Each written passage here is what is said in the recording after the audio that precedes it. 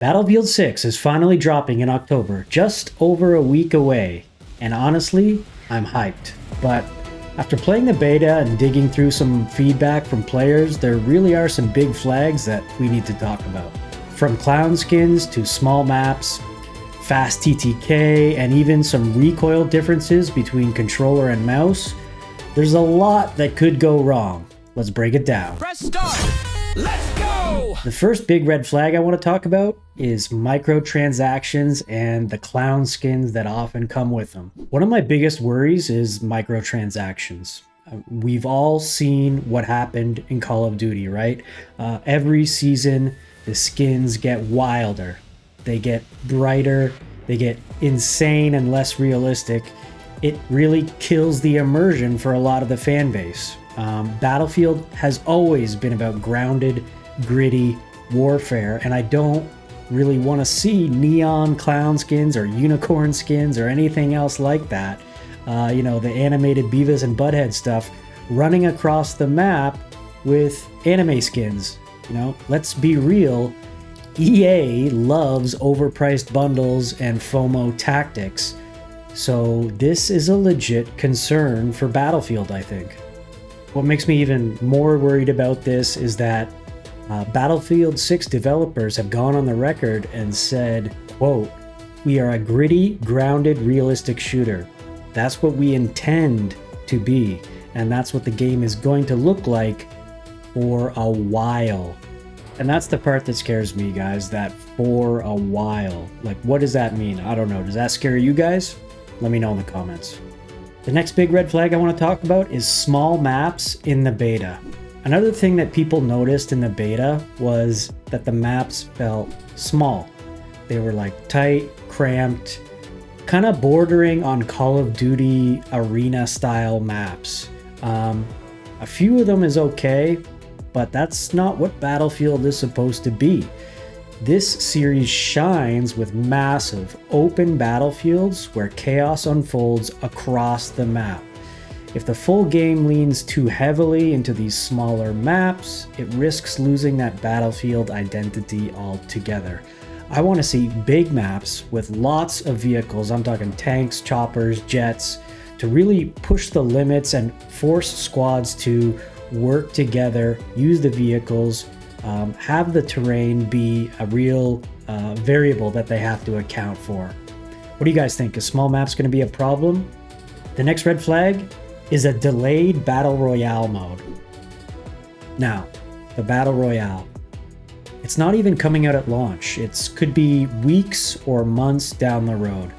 That's a huge risk. Players might get bored, they might fall off, move on to other games before the Battle Royale even shows up. And then the challenge becomes trying to pull everyone back in. Battlefield doesn't have the luxury of wasting hype, especially after how 2042 launched. Now, the latest information on a Battle Royale launch from leakers is that it's going to be coming in October, around October 28th, which would be about 18 days after the game launches. So if that's the case, that's looking like really good news. That gives players enough time to get into the game, learn the maps, learn the classes, unlock weapons, level them up, and just get used to the game in general and working in squads before the Battle Royale launches.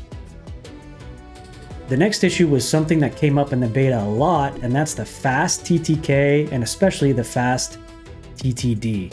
So, time to kill and time to death.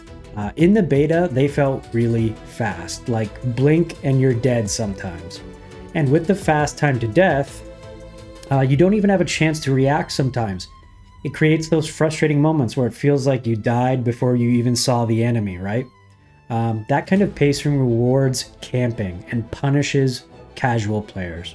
Personally, I think Battlefield should aim for a slightly slower TTK and fights to give you time to react and actually feel in control. That's a personal preference of mine. I know this can kind of go either way.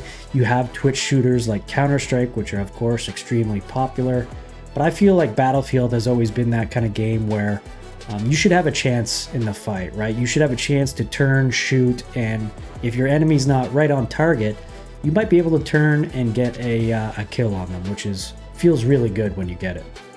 This next one is really important to me. This is controller versus mouse recoil.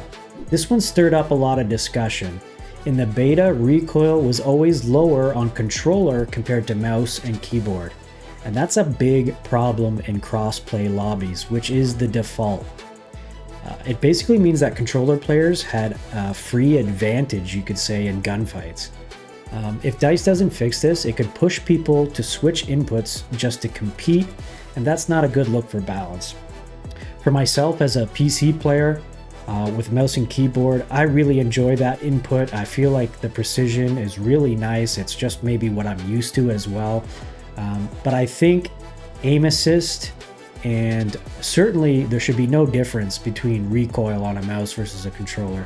You can make a case for aim assist, but I think aim assist should be there, but it should also be pretty lighter than what's currently in Call of Duty anyway. I don't know, what do you guys think? This is always a really divisive issue.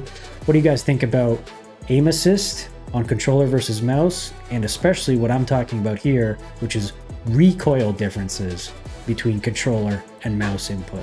The next thing is always going to be an issue for every FPS game and every multiplayer game in general, really, and this is cheating versus anti-cheat.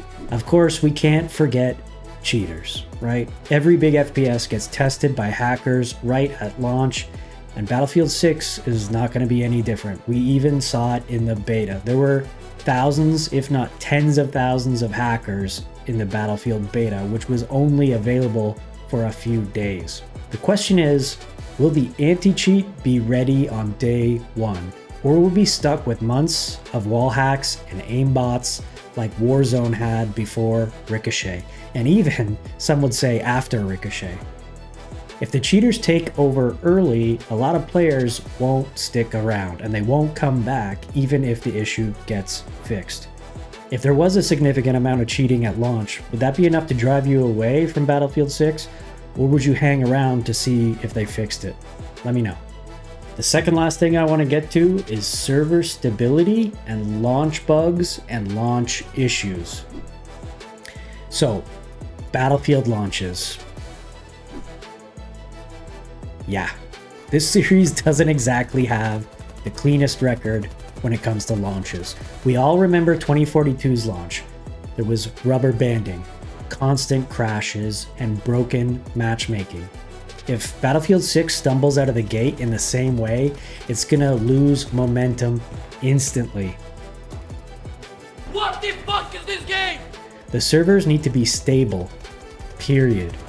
If that means delaying a couple of weeks to polish things or anything like that, I'd honestly rather they do that than repeat past mistakes and have a buggy launch. It's just such bad PR and will drive players away. And last up, I want to talk about weapon balance and the general meta in Battlefield 6. There's always that risk where one or two guns completely dominate the meta and everyone just spams the same loadout. I mean, it's an issue that we've seen in Call of Duty for years. Combine that with bloom issues, recoil differences, and the fast TTK, and we could be looking at some really frustrating lobbies if balance patches don't come out fast enough. DICE needs to be on top of this immediately from day one. We need balanced weapons. So yeah, I'm still really excited for Battlefield 6. My hype level is probably like way up here, 9 out of 10, but I'm definitely keeping my expectations in check. Now I want to hear from you guys. What's your biggest Battlefield 6 concern right now? Let me know. Drop it in the comments because I'm reading all of them, and maybe I'll make a follow-up video to this one. Thank you guys so much for watching. I'm BulletProofBrad. If you enjoyed the video, hit like, hit subscribe, because there's going to be way more Battlefield 6 content coming your way. Thanks again, guys. Have a great rest of your day. Peace.